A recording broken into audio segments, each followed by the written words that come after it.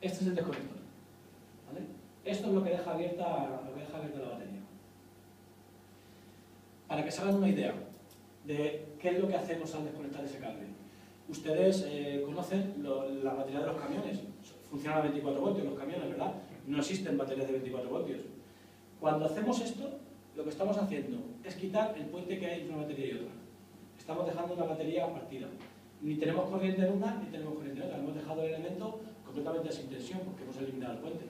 No hay 12 voltios, porque no hay nada que... Para extrapolarlo y que ustedes entiendan qué operación estamos haciendo Lo que hacemos es partir la batería por la mitad y separar una batería con otra. Ojo, la tensión continúa allí. Cuando nosotros hacemos esto en un camión, nosotros eliminamos el puente, en una batería sigue habiendo 12 voltios y en otra batería sigue habiendo voltios. Así que aquí sigue habiendo 200 voltios, pero está cortado. Otra pregunta. Sí. Digamos, nosotros recogemos un vehículo, muchos de nosotros en las bases tenemos baterías, ¿vale? Se te has tocado la batería, tú cambias la batería del vehículo. Sí. La cambias, ese vehículo puede circular, o con la máquina tú ya no se le tienes que decir que le has cambiado la batería. No, esta batería, se puede cambiar la batería y el coche funcionará, pero ojo, porque este vehículo en particular, este que es híbrido, la batería es especial, no es una batería convencional, ¿vale? Pero el coche arrancará, se pondrá en marcha. A lo mejor el sistema hasta el stop no funciona como debe funcionar porque son unas baterías específicas, una batería con una tecnología específica. Porque, la batería es AGM, ¿no? Muy bien, una batería específica, no es una batería convencional. El ION, sí, el ION, la batería de servicio, es una batería convencional, además muy pequeña.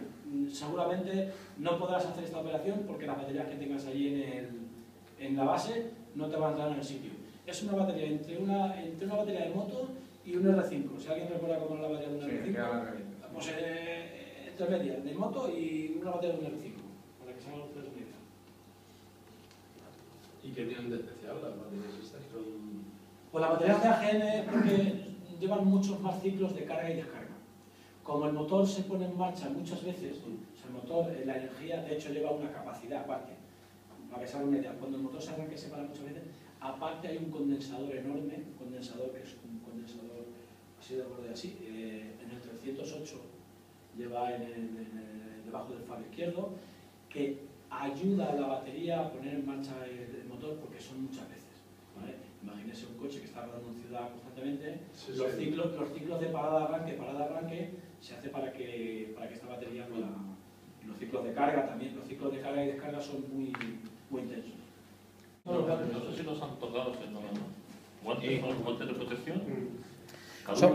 Son guantes de protección que tienen caducidad, ¿vale? Son guantes de protección, la fecha de caducidad va impresa en el propio guante. ¿También se caducan? Sí. Y Y son guantes, tal y como he comentado antes, que en un coche que digamos que la chapa está viva, no se debe tocar con esos guantes, porque los guantes aíslan de la electricidad, pero no aíslan de los cortes. Entonces, si el coche está cortado, pues, o sea, con cantos vivos, cantos de... Ustedes se cuentan con esto mucho más que nosotros.